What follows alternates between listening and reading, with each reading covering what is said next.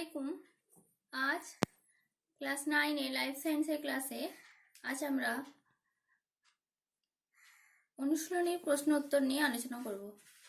যদিও আগে অনলাইন টেস্টে ওগুলো আলোচনা হয়েছিল এবং তার যেহেতু ওর হাফ অংশ অনলাইন টেস্টের সিলেবাস ছিল, ওই জন্য ওই অনুশীলনী আলোচনা হয়েছিল। তা আবার করে যেহেতু বাকিটা তোমাদের সিলেবাসের মধ্যে পড়ে, ওই জন্য আমি আবার অনুশীলনীগুলো আলোচনা করে দিচ্ছি ভালো করে। কিছুটা বাদ ছিল, এবার পুরোপুরিভাবে আলোচনা করে দেব। তোমাদের মানব কল্যাণ আর অণুজীবে রোগ পর্যন্ত পরীক্ষা হয়েছিল। এবারে তোমাদের যে পরীক্ষাটা হবে তার সিলেবাসে ধৌতকরণ থেকে পুরো শেষ পর্যন্ত, তাই অনুশীলনীর সমস্ত প্রশ্ন উত্তর আমি আলোচনা করে দিচ্ছি। শর্ট প্রশ্নগুলো প্রথমে আছে তোমাদের সঠিক উত্তর নির্বাচন।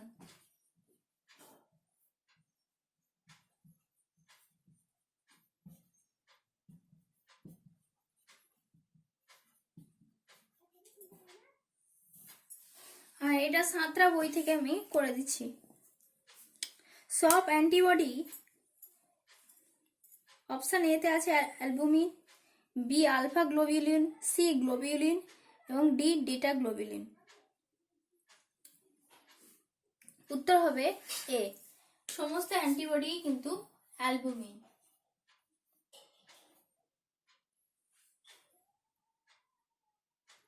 সরি, গ্লোবিউলিন প্রোটিন দ্বারা গঠিত।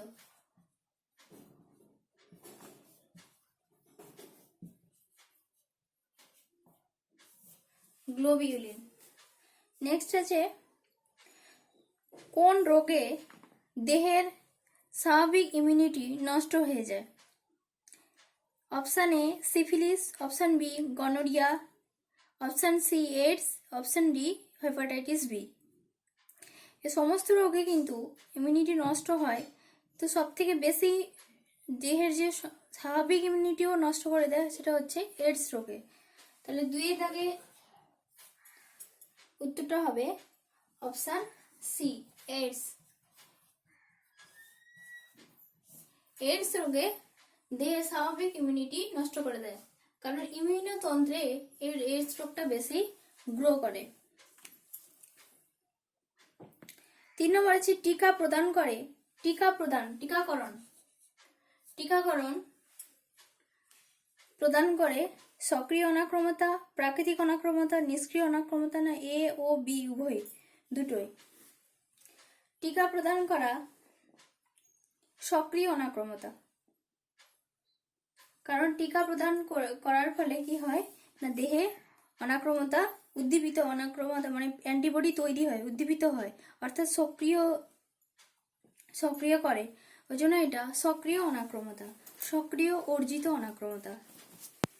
4 নম্বর 4 দাগে, তাহলে উত্তর হবে কি অপশন এ সক্রিয় অনাক্রমতা।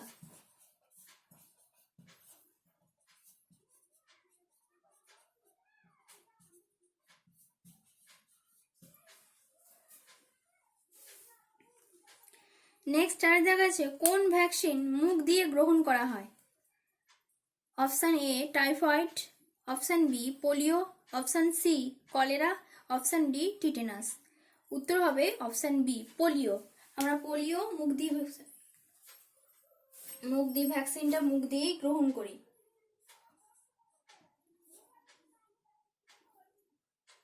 Option B polio.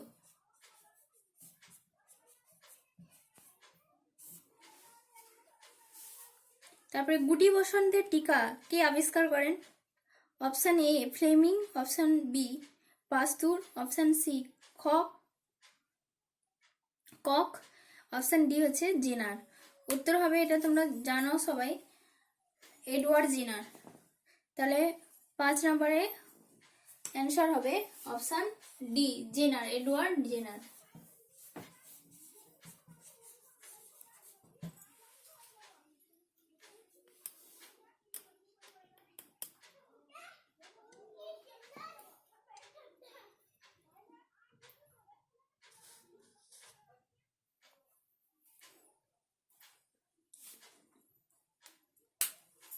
নেক্সট 2 নম্বরে অতি সংক্ষিপ্ত উত্তর ভিত্তিক প্রশ্ন। ছয়ের দাগে অ্যান্টিবডি 4টি পলিপেপটাইড চেন যে বন্ড দ্বারা সংলগ্ন থাকে তা হলো option A peptide, option B glycosidic, option C sulphide, option D hydrogen bond. Option হবে ডাইসালফাইড বন্ড, অর্থাৎ সি ছয়ের দাগে অ্যান্সার হবে option C sulphide bond. Disulphide bond দ্বারা আবদ্ধ থাকে। বাকি যে বন্ডগুলোর নাম দেওয়া আছে পেপটাইড বন্ড। এই পেপটাইড বন্ড হচ্ছে অ্যামাইনো অ্যাসিড চেন যে বন্ড দ্বারা অ্যামাইনো অ্যাসিডের চেনগুলো যে বন্ড দ্বারা আবদ্ধ থাকে সেটা হচ্ছে পেপটাইড বন্ড। তারপরে গ্লাইকোসাইডিক অর্থাৎ গ্লুকোজ যে বন্ধনী দ্বারা আবদ্ধ থাকে তাকে বলা হয় কি গ্লাইকোসাইডিক। এবং হাইড্রোজেন বন্ড কি না, হাইড্রোজেন বন্ড হচ্ছে আমাদের যে নাইট্রোজেন বেসগুলো অর্থাৎ নাইট্রোজেন ক্ষারগুলো, ডিএনএ আরএনএতে যে নাইট্রোজেন ক্ষারগুলো থাকে তারা যে একে অন্যের সাথে যুক্ত থাকে সেগুলো হচ্ছে হাইড্রোজেন বন্ড।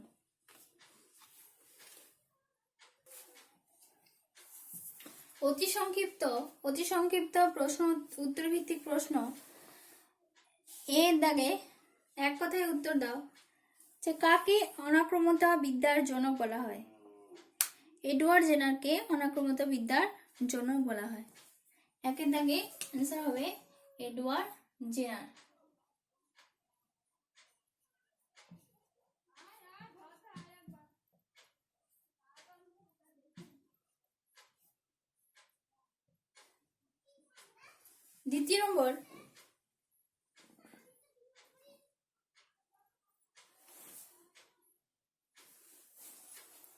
দ্বিতীয় নম্বর আছে অ্যান্টিবডি চেন দুটি কি দিয়ে সংলগ্ন থাকে? আগের আমরা এতে পেয়েছি অ্যান্টিবডি যে পলিপেপটাইড চেনগুলো সেগুলো দুটো চেন অর্থাৎ এইচ চেন আর এল চেন, এই দুটো চেন কি দ্বারা সংলগ্ন থাকে না সালফাইড বন্ধনী দ্বারা সংলগ্ন থাকে। অ্যান্টিবডি কত প্রকারের হয়? অ্যান্টিবডি 5 প্রকারের হয়। সেগুলো কি কি? আইজিএ, আইজিজি, আইজিডি, আইজিএম এবং আইজিই। তারপরে একটি অ্যান্টিজেনের উদাহরণ দাও। একটি অ্যান্টিজেন হচ্ছে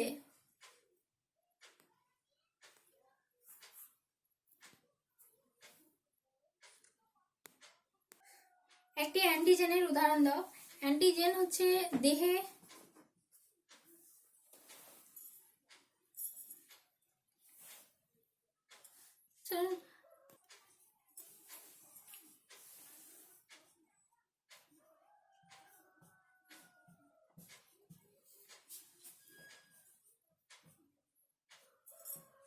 তিনের দাগে হচ্ছে অ্যান্টিবডি কত প্রকারের? অ্যান্টিবডি হচ্ছে 5 প্রকারের।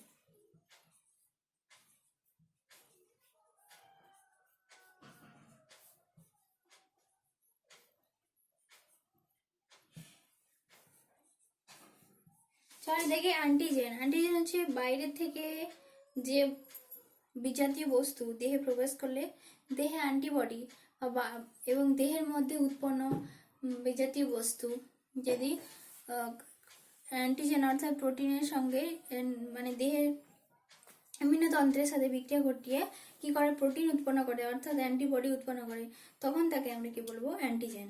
এই অ্যান্টিজেনের একটা উদাহরণ রোগগ্রস্ত প্যাথোজেন বা রোগ সৃষ্টিকারী জীবাণু, এটা এক ধরনের অ্যান্টিজেন।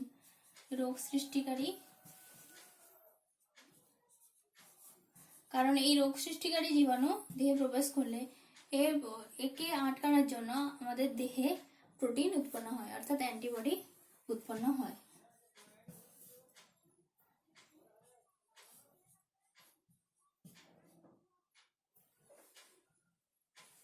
নেক্সট আছে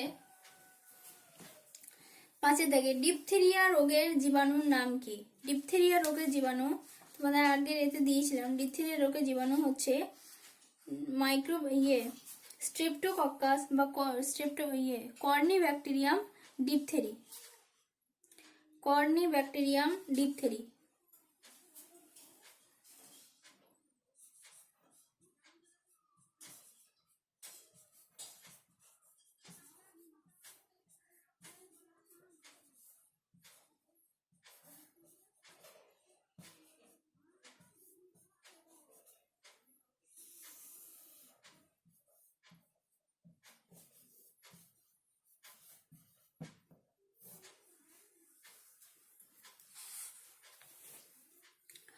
যক্ষা রোগের ভ্যাকসিনের নাম কি? যক্ষা রোগের ভ্যাকসিনের নাম হচ্ছে বিসিজি।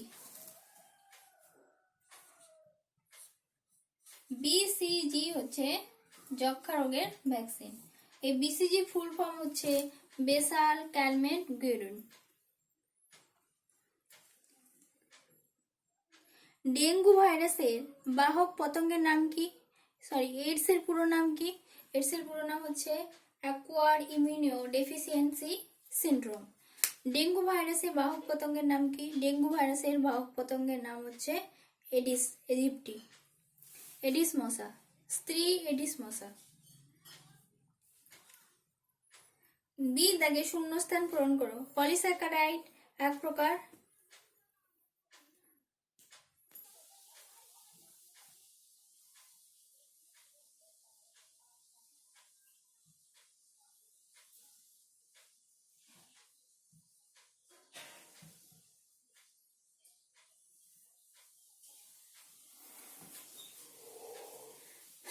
এক নম্বর বি দাগে পলিস্যাকারাইড। পলিস্যাকারাইড এক প্রকারের অ্যান্টিজেন। পলিস্যাকারাইড এক প্রকারের অ্যান্টিজেন। ইমিউনোগ্লোবিলিন এক প্রকারের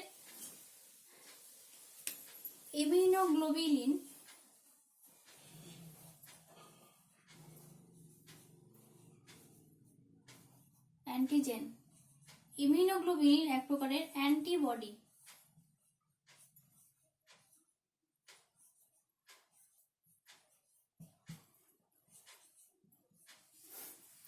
তিনে দাগে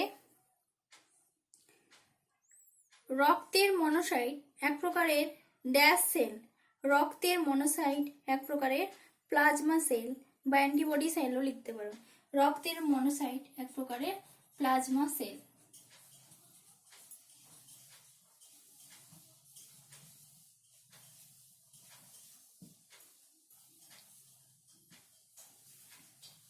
তারপরে রয়েছে অ্যান্টিবডি দেখতে ড্যাশের মতো। অ্যান্টিবডি দেখতে একটা আদর্শ অ্যান্টিবডি দেখতে ওয়াই এর মতো, ওয়াই আকৃতি। নেক্সট আছে অ্যান্টিবডি রাসায়নিক প্রকৃতি হলো, অ্যান্টিবডি রাসায়নিক প্রকৃতি প্রোটিন। প্রোটিন হচ্ছে অ্যান্টিবডির রাসায়নিক প্রকৃতি। তারপরে আছে তোমাদের টিটেনাস রোগের জীবাণু হলো, টিটেনাস রোগের জীবাণু হচ্ছে স্ট্রেপ্টোকক্কাস টিটেনি।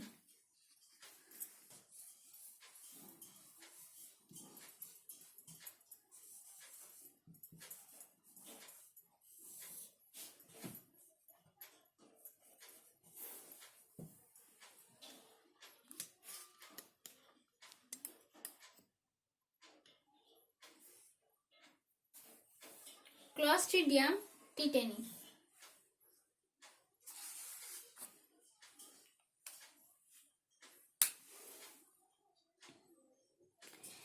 এইচআইভি হলো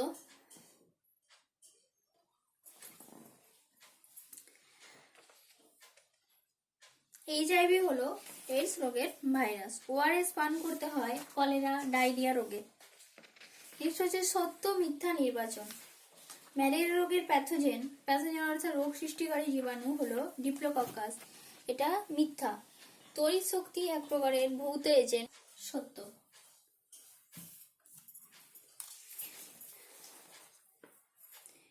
নেক্সট হচ্ছে ভিটামিন বি12 উৎপাদনে ব্যাকটেরিয়া ব্যবহার করা হয়। হ্যাঁ, ভিটামিন বি12 উৎপাদনে ব্যাকটেরিয়া ব্যবহার করা হয়। ভিটামিন বি12 উৎপাদনে ইকোলাই ব্যাকটেরিয়া সংশ্লেষণে ইকোলাই ব্যাকটেরিয়া সাহায্য করে, সত্য।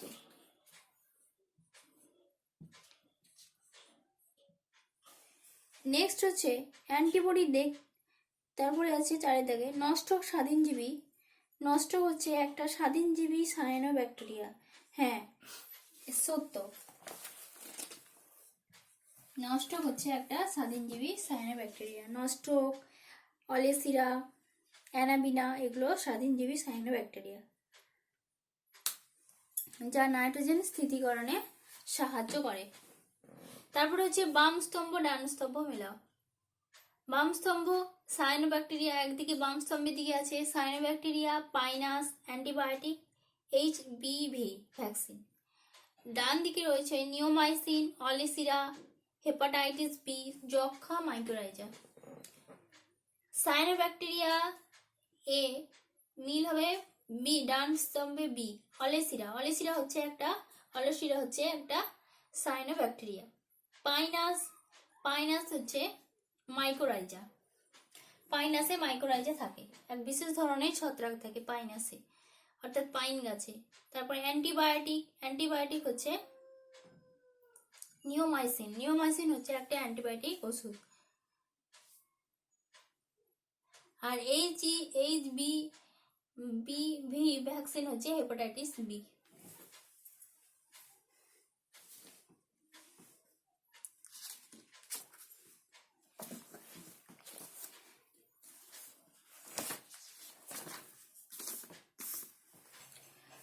পরিবেশ ও তার সম্পদ থেকে সঠিক উত্তর নির্বাচন। নিম্নলিখিত কোনটি মরুজ উদ্ভিদ? নিম্নলিখিত কোনটি মরুজ উদ্ভিদ? অপশন এ আম, option B Solanum, option C ফণিমনসা, অপশন ডি জবা। উত্তর হবে অপশন সি ফণিমনসা। ফণিমনসা হচ্ছে একটা মরুজ উদ্ভিদ, ফণিমনসা।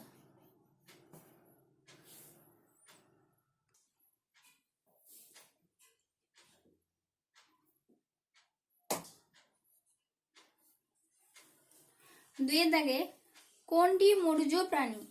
Turkey vulture, option A turkey vulture, option B কুমির, option C eagle, option D গোসাপ। উত্তর হবে টার্কি ভালচার।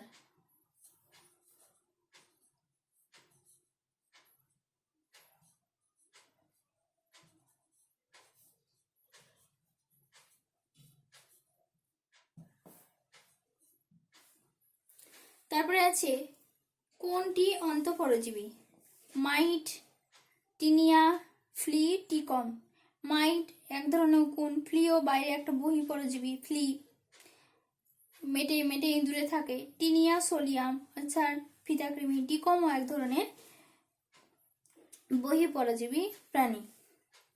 তাহলে এখানে অন্তঃপরজীবী হবে Taenia, Taenia solium, option C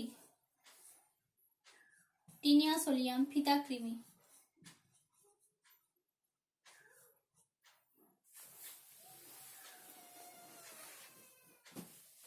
চারের দাগে আছে পুনঃস্থাপন অযোগ্য প্রাকৃতিক সম্পদ কোনটি? প্রাকৃতিক গ্যাস, বি বন, সি ফসল, আর ডি হচ্ছে মাটি।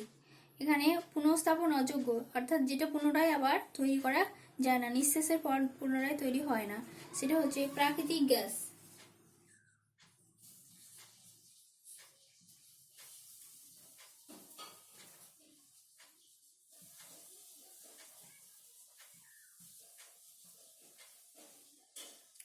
তারপরে হচ্ছে পাঁচের দাগে নিম্নলিখিত কোন শৈবাল প্রোটিনযুক্ত খাদ্য হিসেবে ব্যবহার করা হয়?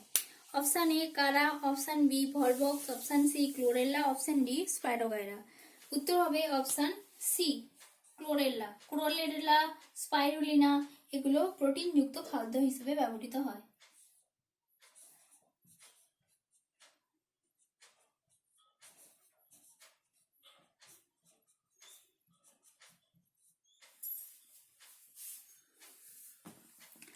কোনটির মধ্যে শক্তি রাসায়নিক শক্তি রূপে সঞ্চিত থাকে? কোনটির মধ্যে শক্তি রাসায়নিক শক্তি রূপে সঞ্চিত থাকে? অপশন এ কয়লা, অপশন বি খনিজ তেল, অপশন সি রাসায়নিক সার, আর অপশন ডি হচ্ছে প্রাকৃতিক গ্যাস। রাসায়নিক শক্তি রূপে সঞ্চিত থাকে রাসায়নিক সার।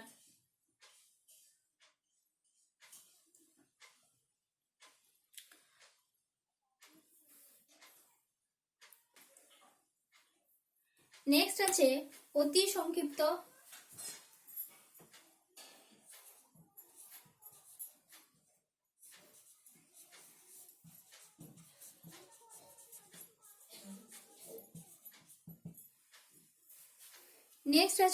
সংক্ষিপ্ত প্রশ্ন উত্তর। নেক্সট হচ্ছে শূন্যস্থান পূরণ। ড্যাশ পোড়ালে রাসায়নিক শক্তি তাপ শক্তিতে রূপান্তরিত হয়। কয়লা পোড়ালে রাসায়নিক শক্তি তাপ শক্তিতে রূপান্তরিত হয়। বায়ুর গতিবেগকে কাজে লাগিয়ে উৎপন্ন হয় ড্যাশ বায়ু শক্তি, বিদ্যুৎ। বায়ুর গতিবেগকে কাজে লাগিয়ে বায়ু শক্তি উৎপন্ন হয় এবং সেখান থেকে বিদ্যুৎ উৎপন্ন হয়। ড্যাশ হলো এক প্রকারের পুনঃস্থাপন যোগ্য প্রাকৃতিক সম্পদ। বন বন হলো বন বা সৌরশক্তি এক প্রকারের পুনঃস্থাপন যোগ্য প্রাকৃতিক সম্পদ। ড্যাশ পোষক দেহের অভ্যন্তরে বসবাস করে। ড্যাশ পোষক দেহের অভ্যন্তরে বসবাস করে। পরজীবী পোষক দেহের অভ্যন্তরে বসবাস করে। জীব সম্প্রদায় ও পারস্পরিক জৈব ও প্রাকৃতিক অবস্থাকে বলা হয় পরিবেশ। ফণিমনসা গাছের ড্যাশ কাঁটায় রূপান্তরিত হয়। ফণিমনসা গাছের পাতা কাঁটায় রূপান্তরিত হয়। তারপরে হচ্ছে সি দেখো, সত্য মিথ্যা নির্বাচন। লেগুমিনেসি উদ্ভিদের মূলের অর্বুদে সৃষ্টিকারী রাইজোবিয়াম ব্যাকটেরিয়া মিথ্যজীবিত্ব লক্ষ্য করা যায়। হ্যাঁ, এটা সত্য। বিশ্ব পরিবেশ দিবস 5ই মার্চ। বিশ্ব পরিবেশ দিবস 5ই জুন হবে, 5ই মার্চ নয়, এটা মিথ্যা। মোট শক্তির 90% দেহ গঠনের কাজে ব্যবহৃত হয়। এটা মিথ্যা। মোট শক্তির 10% দেহ গঠনের কাজে ব্যবহৃত হয়, বাকি 90% ব্যয় হয়ে যায়। পেট্রোলিয়াম এক প্রকারের পুনঃস্থাপন যোগ্য প্রাকৃতিক সম্পদ। মিথ্যা। পেট্রোলিয়াম এক প্রকারের পুনঃস্থাপন যোগ্য প্রাকৃতিক সম্পদ নয়, পুনঃস্থাপন অযোগ্য প্রাকৃতিক সম্পদ। স্পাইরুলিনা প্রোটিনযুক্ত খাদ্য হিসেবে ব্যবহার করা হয়। সঠিক, সত্য। স্পাইরুলিনা, ক্লোরেলা এগুলো প্রোটিনযুক্ত বিকল্প খাদ্য হিসেবে ব্যবহৃত হয়। 10% সূত্রের প্রবক্তা হলেন বিজ্ঞানী হেকেল। এটা মিথ্যা। বিজ্ঞানী হেকেল নয়, বিজ্ঞানী লিন্ডেম্যান। তারপর হচ্ছে তোমাদের বাম স্তম্ভ ও ডান স্তম্ভ মিলাও। বাম স্তম্ভে রয়েছে জরায়ু অঙ্কুরোদ্গম, 2 নম্বরে রয়েছে জেরোফাইট, 10% সূত্র, অপ্রচলিত শক্তি। ডান স্তম্ভে রয়েছে ফণিমনসা, সৌরশক্তি, রাইজোফোরা, স্বর্ণলতা, লিন্ডেম্যান। জরায়ু অঙ্কুরোদ্গম হবে রাইজোফোরা অর্থাৎ সি, জেরোফাইট অর্থাৎ মরুজ উদ্ভিদ ফণিমনসা, 10% সূত্র লিন্ডেম্যান। অপ্রচলিত শক্তি হচ্ছে সৌরশক্তি। সৌরশক্তি এক প্রকার অপ্রচলিত শক্তি। তোমাদের কোশ্চেনগুলো আলোচনা করা হলো। আর যদি আলাদা কোশ্চেন থেকে অর্থাৎ আলাদা বইয়ের প্রশ্ন উত্তর যদি জানা কারো যদি ইচ্ছুক বা কেউ তোমরা সাঁতরাও আলোচনা করতে পারো। তো সাঁতরা থেকে কোনো যদি কোশ্চেনে অসুবিধা হয় অবশ্যই আমাকে জিজ্ঞাসা করবে। ঠিক আছে।